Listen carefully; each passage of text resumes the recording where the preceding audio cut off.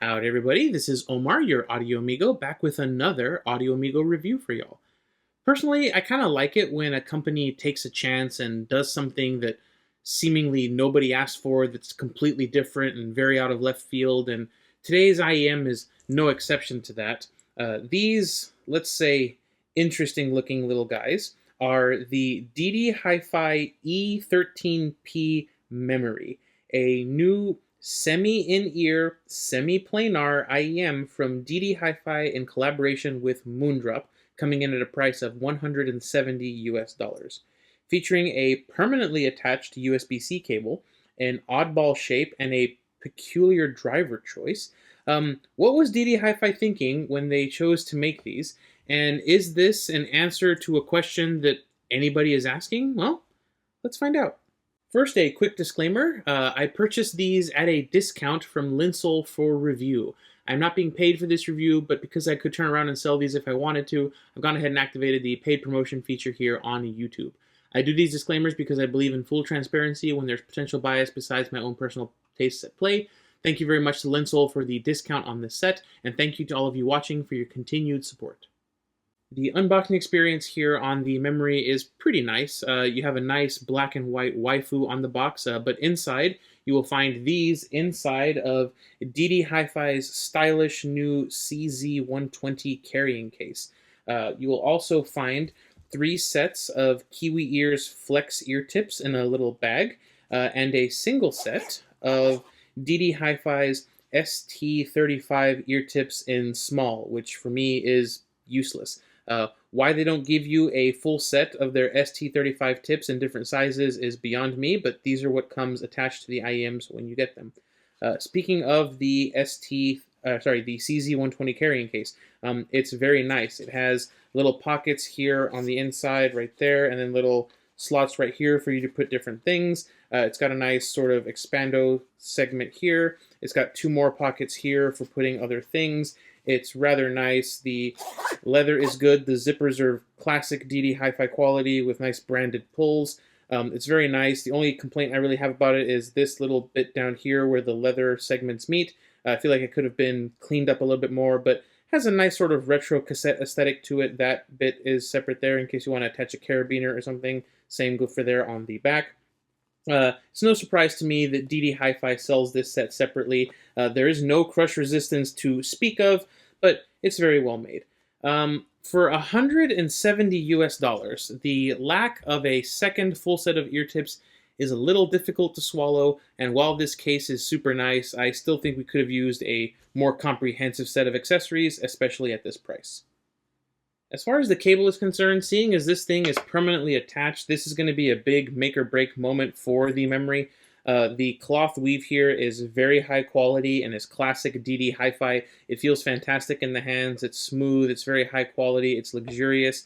There's no memory to it. It behaves very well. It wraps nicely. The hardware they have here is also super nice. It's, again, classic ddHiFi with a nice little grip there for you to grab onto things.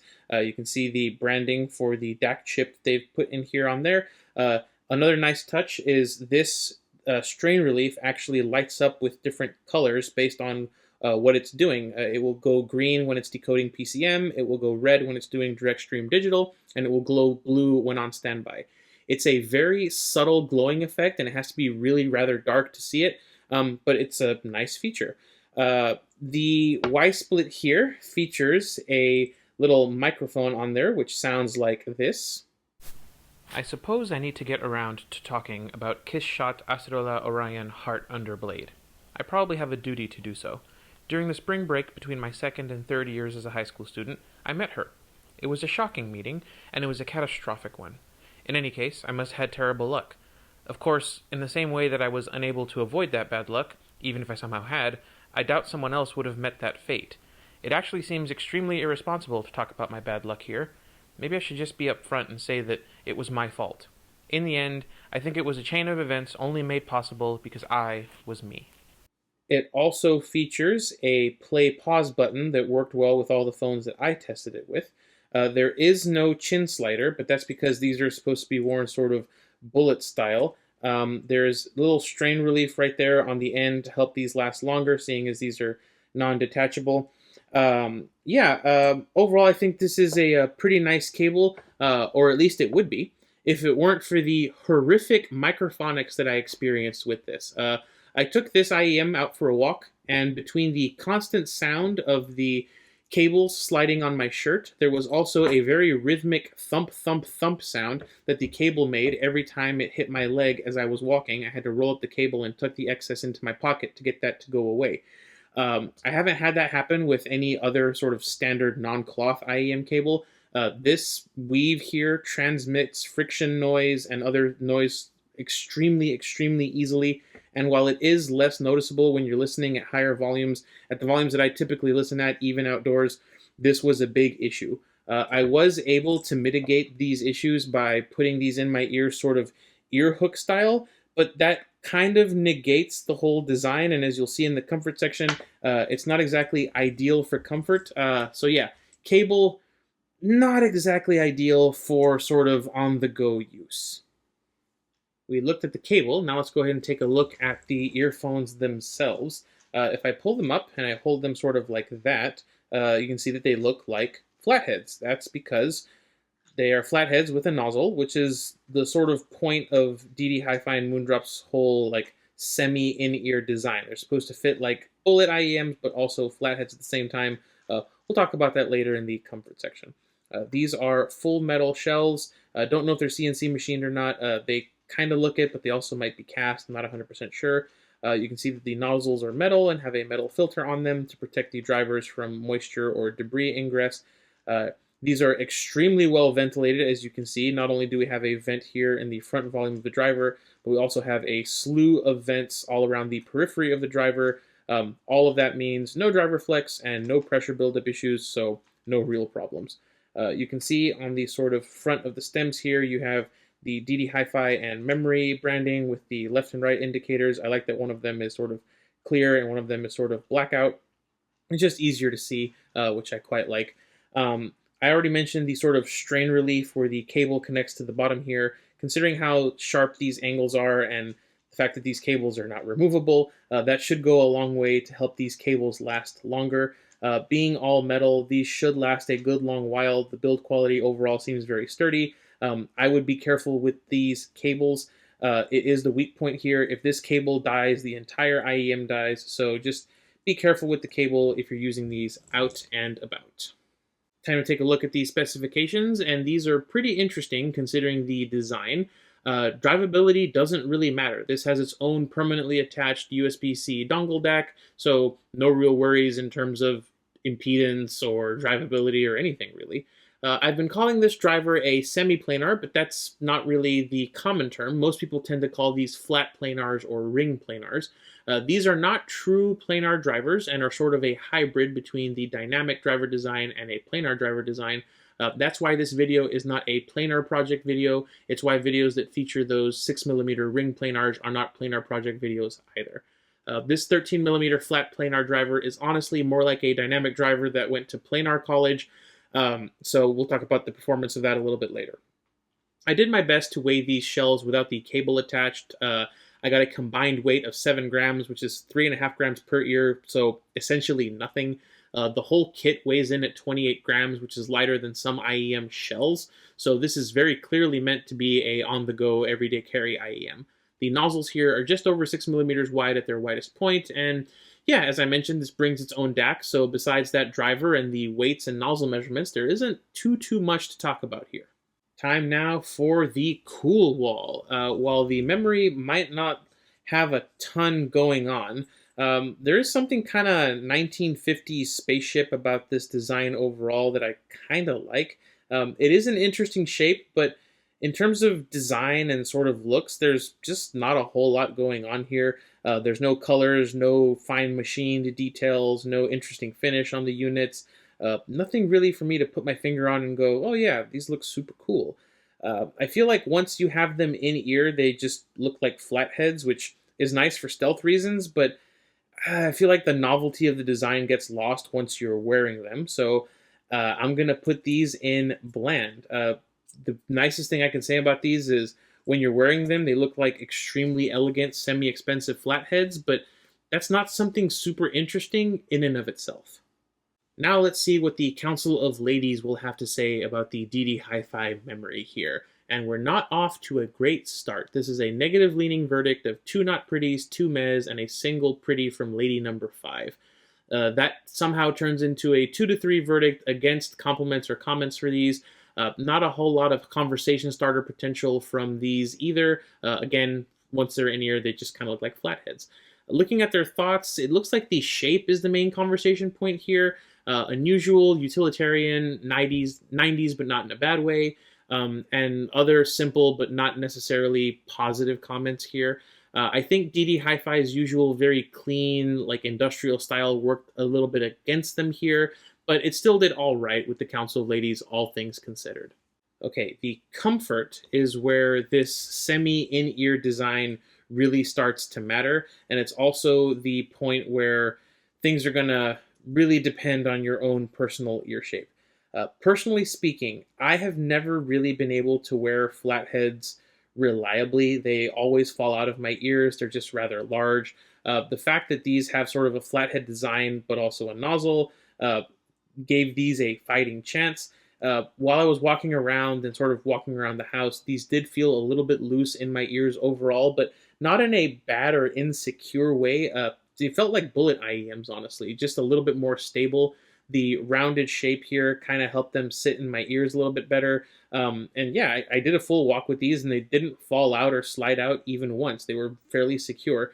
Part of that down to my ear tips, but you know, they felt loose and secure at the same time, which doesn't really make sense, but the seal never failed, and that's sort of my baseline for bullet IEMs anyway. Does the seal stick? Which it did.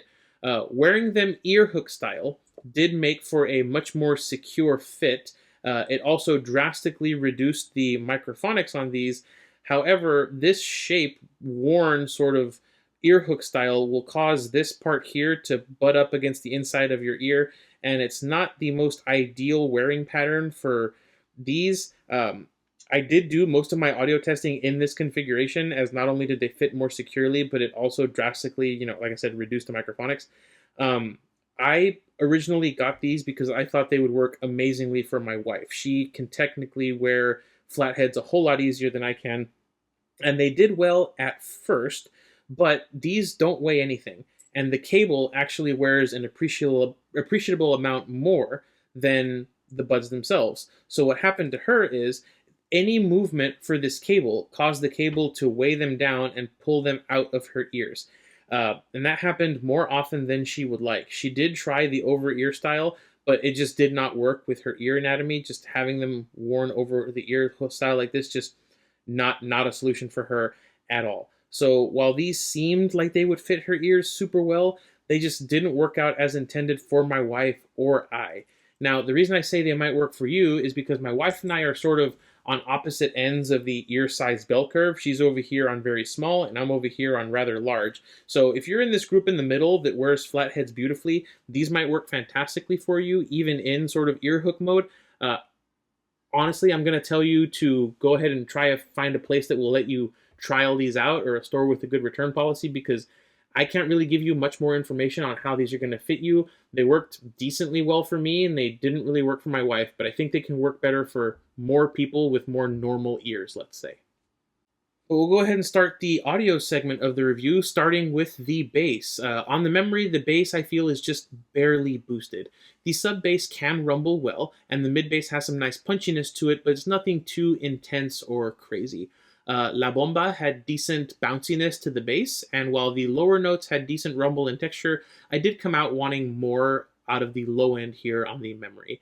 I feel that by using a flat planar, you don't get the sort of snappy, fast bass that planars can have, and you also don't get the sort of full-on dynamism that dynamic drivers can have. It's not an awful middle ground to sit in, but personally I would just prefer they go one way or the other. Bass guitar and kick drums are resolved by this driver very well. The big droning bass in the intro to Steely Dan's Cousin Dupree has those buzzy strings, and they all had very nice impact that I typically expect from this track. This might not be the most dynamic or energetic bass in the world, but I think that it's honestly well executed overall. I would have liked a bit more texture on some of the lower drops and some of the deeper notes, but I do think it's a pretty strong performer in the bass, and it didn't disappoint me in bassier tracks, even if I did want a bit more energy. The mids on the memory are interesting. There's a dip in the lower mids here that some Harman-ish tune sets tend to have, but since the bass itself isn't super boosted in that Harman style and the rest of the mids are actually forward, I didn't seem to mind it as much as I would on a more like Harman tune set. I would describe the mids here as lean but smooth.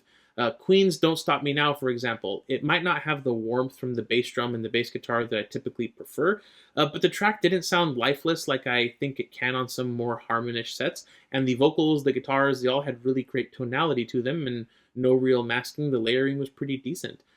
Female vocals are actually really nice here on the memory. Norah Jones and Don't Know Why sounded soulful and full of emotion. There's a hair of imparted sharpness to her tonality from the upper mids, but I didn't find that it flat out destroyed the track, and she sounded very well balanced compared to the instrumentation. The mids are, as I said, pretty well executed. I do wish there was a little bit more body to the lower mids to match the rest of the range, but honestly, it's not bad. The upper mids and treble are where I feel the focus of this tuning lies. As I mentioned in the mid-range section, some female vocals can have a slight sharpness or nasal quality to them, imparted from these upper mids. Twice in TT came off a little bit airier than I'm used to them sounding, but in a more pleasantly colored way rather than a distracting, completely unnatural way. The harmonics here are boosted, but I don't find that they stray into sibilance with their S or T tones, and while it's a very energetic replay, it doesn't cross the line into sort of annoying, fatiguing badness. The treble is interesting. Certain cymbal hits and instrument harmonics sound really nice, but others can be a little overly splashy and just sound really wonky with the way they decay. Case in point is That's All. The cymbals and the hi-hats are a little overly splashy, but I don't mind that. I think it's mostly fine. The tambourine, on the other hand, sounds very blunted. The decay and the harmonics it throws off are just really short and curt. I would say that the overall level of energy in the treble is good, and it's not fatiguing at all, but the best way I can describe this whole treble situation is sort of uneven and sort of inconsistent, if that makes any sense. One of the purported benefits of these flat planar drivers is that you gain some of the technical performance that a planar can have. I can sort of see that here on the memory, but to me it sounds closer to a single DD versus a single planar. The echo of the bass guitar in Steely Dan's Black Cow is resolved very well, but as I mentioned in the bass section, it's just lacking a little bit of that air-moving power that I typically describe as texture. Specifically, the onset and buzziness of the echo versus the fundamental frequency just seems a little bit muted compared to some other sets. The notes and echo are there. I just wanted a little bit more resolution to pick things out in the echo. Waltz for Debbie sounded pretty decent on the memory, but some of the glassware moments were missing in action, while others were very nice and forward. It's due to that unevenness in the treble, I feel. Background conversation was barely audible, as it is on sets that have that lower mids dip, and while I think that the overall technical performance of this driver is good, it doesn't really stack up to a single planar. Compared to sort of single dynamic driver technicalities, I do think this is just behind the EA500 LM or the F1 Pro from Nice HCK. I do think this is basically along the lines of the In-Awaken Dawn or the Keyfind Clean in terms of overall technical performance. The stereo separation and perceived 3D soundstage here is nice. It might be down to all the ventilations on the periphery of the driver, but the stereo cymbal shift in Stranglehold sounded nice and wide, very engaging here on the memory. Again, no perceivable real shift from far left to center to far right. It was very consistent. The imaging in the perceived 3D soundstage is also very solid. Sancai sounded very wide. All the instruments were separated enough that I could tell where they were roughly in the mix and space. It was a nice presentation. Nothing super groundbreaking or incredible for the price range, but I would say that the memory is a little above average in terms of perceived 3D soundstage and stereo separation at this price point. The memory then from ddHiFi, it comes across to me as a very neutral tuning. It's mildly colored, and I don't feel like any one range really dominates over the other. The only thing I can really point to here that I would change is the lean but smooth lower mids and the uneven and sort of inconsistent treble response that I talked about. I honestly think it sounds pretty good, but there are other IEMs with a similar-ish tonal balance and a few others that have dipped lower mid like this in this price range. So let's go ahead and take a look at some of those and see how the memory is going to stack up. If you think clean, neutral sound under $100 US, I personally, and I feel a couple of other people, will flock towards the Truthear Hexa, currently priced at $90 US.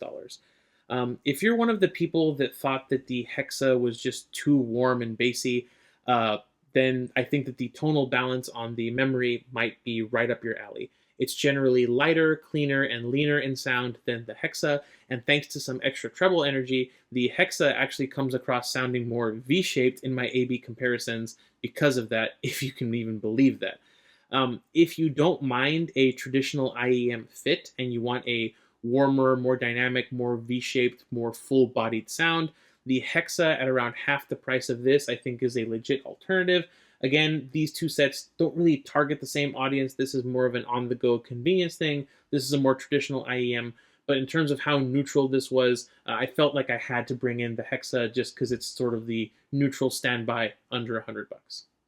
Okay, so the Hexa is more dynamic than the memory. What if you want even more dynamism than this? Well, that's where the Truthear Nova comes in, priced at $150 US. It does tend to go on sale pretty frequently these days, so you probably get it for less than that if you really want to. The Nova has the same scoop sort of harmonish lower mids that the memory has, but this has a much punchier, much more dynamic bass and a much more incisive edge to those female vocal harmonics and instrument harmonics. Again, it's more V-shaped than this. This is a more traditional, contrasty, harmonish sound signature, and while it's not really the same neutral-ish sound as the memory, I wanted to bring it in to highlight another IEM with that lower mids dip. It is more prominent to my ears on the Nova, and I think that's due to the more boosted bass and the upper mids here. I think it puts the dip in a sharper relief compared to the memory, where the bass is calmer, as are the upper mids, so the dip doesn't feel as steep, if you will. What I do find is that the memory is more mid-centric and less thin in the lower mids compared to the Nova. I wouldn't straight up call the memory warm or rich in the lower mids, but it is richer than this. Nova is still a fantastic choice if you want that dynamic, harmonish sound, particularly if you have a library packed with female vocals. It's still a fantastic choice, and it is $20 less at full price than the memory. I wouldn't really say that the memory's tuning is a mainstream tuning. So what I've done is I've brought in another non-mainstream, sort of atypically tuned IEM, and another IEM that I would describe as delicate. This is the SeeAudio Yume IV, priced at $200 US. While I say that the memory is neutral, that's relative, because by God, does the Yume IV make the memory sound V-shaped. The memory, by comparison with this, is bassier, brighter, and when A-Bing these one to the other, you really feel that lower mids dip here more. The Yume IV, as a result, comes across less exciting, a bit less dynamic, but man, is it clean, and it's surprisingly good with female vocals. If you have some extra budget and you want a more uniquely tuned, even flatter, more neutral sounding set, the Yume IV is an option, especially when it's on sale. But again, if you thought that the memory sounds boring, then the Yume IV might not be for you, because this makes the memory, as I said, sound V-shaped. Finally, we will bring in the Cadenza 4, priced at $250 US. Review coming soon, I promise. Cadenza 4 is another one of these neutral-ish, light on their feet, bright-leaning IEMs. The memory does come across as a bit warmer and a bit more uneven in the treble compared to the Cadenza 4. The Cadenza 4 is $100 more, so better treble performance, higher technical performance, all that jazz is to be expected here. The memory is a little more forward with some instruments and some instrument harmonics, but I found that the Cadenza 4 overall was just a smoother, more higher resolution listening experience compared to the memory. If you are treble sensitive, however, I think that the memory might be the safer choice here, but I could see someone who really likes the sort of bright neutral leaning tuning spending the extra on the Cadenza 4 because it's just really good performer in that regard, or waiting for one of these to go on sale because, like some of the other sets that I've mentioned here, these do tend to go on sale relatively frequently. So let's wrap things up tonally as we tend to do with these things. The Nova, the most dynamic and V-shaped sounding set on the table, very Harman inspired with that mids dip similar to the one in the memory. Even if it is more prominent, it sounds different from the memory overall. Next up, the Hexa.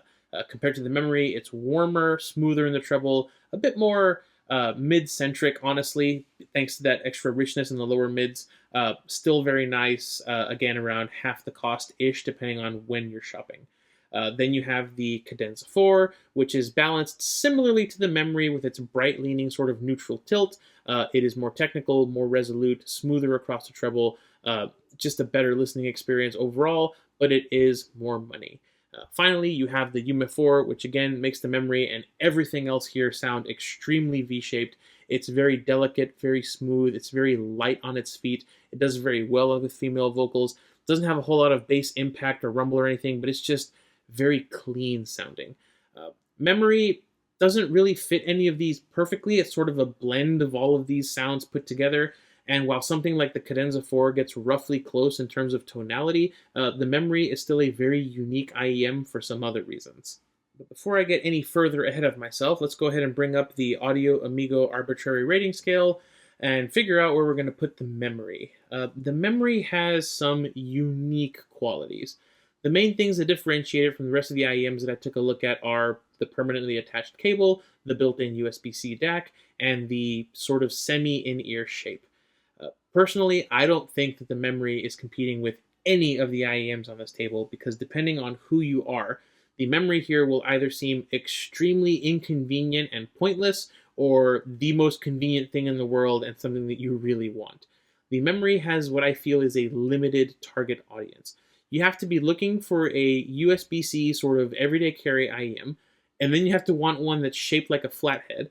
And then on top of that, you have to be willing to deal with the ridiculously microphonic cable. And then on top of that, you have to want something that sort of is a neutral, bright-leaning tuning. I'm not saying there isn't an audience for these.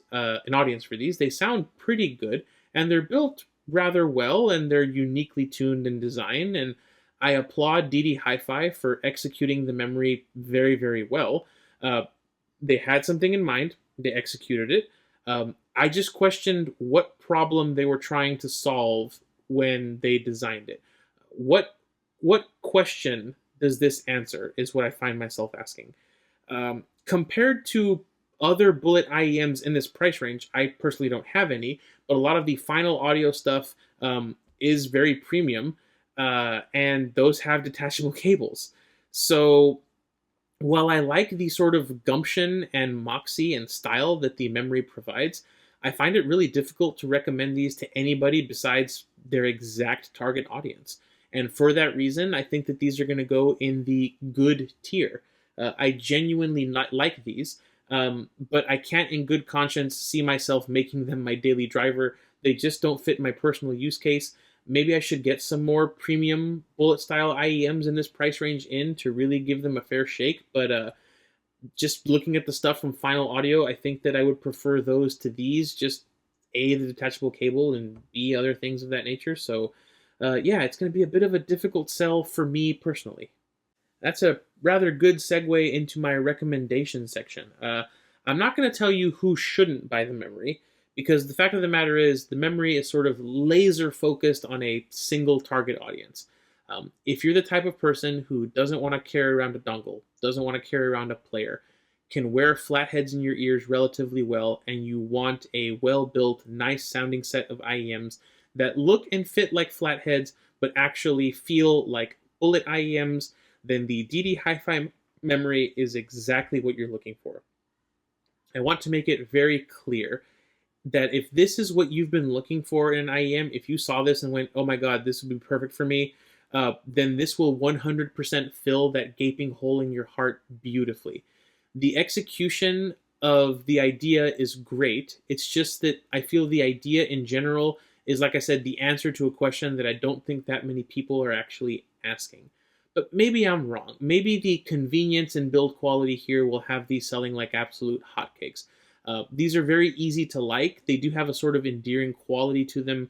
I kind of like the cut of their jib, as I said. So if you think that these would make your life meaningfully better if on your commute, on your jog, on your bike ride, on your whatever, go for it. Just watch out for the microphonics on this cable. They are no joke. And that's the review for the ddHiFi memory in the books. Yeah, I can't really explain why I like these. Maybe they just appeal to me because they're a specialist product. One of those like mechanics tools that only does one job, like pull a specific bolt from a specific, engine mount on a specific car, and that's the one thing it does. I like that kind of thing. But anyway, coming up next, we've got TanchJim's new dual dynamic driver collab with Effect Audio, the Force, so stay tuned for that. As usual, thank you all so very much for watching. I really appreciate all your support, especially massive shout out to the Compadres Club members. $5 a month, and you get to decide what I review with your money, and you help make the channel more independent, less reliant on samples and tours and other things, which I really appreciate. As always, I really hope you enjoyed the video. This has been Omar with Audio Amigo Reviews, and I will catch y'all next time.